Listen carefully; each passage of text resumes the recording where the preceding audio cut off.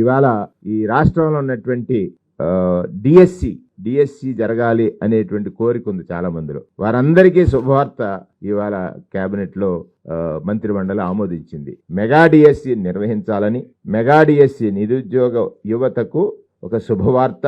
Mega DSC రాష్ట్రంలో ఉపాధ్యాయ పోస్టులు భర్తీ చేయాలన్నటువంటి కీలక నిర్ణయానికి మంత్రిమండలి ఆమోదం తెలియజేసింది. డిఎస్సి 2024 ద్వారా రాష్ట్ర వ్యాప్తంగా పాఠశాల విద్యాశాఖ, గిరిజన సంక్షేమ శాఖ, సాంఘిక సంక్షేమ శాఖ, బీసీ సంక్షేమ శాఖ పరిధిలో ఉన్నటువంటి పాఠశాలల్లో 6,100 పోస్టుల భర్తీకి మంత్రిమండలి ఆమోదం తెలియజేసింది.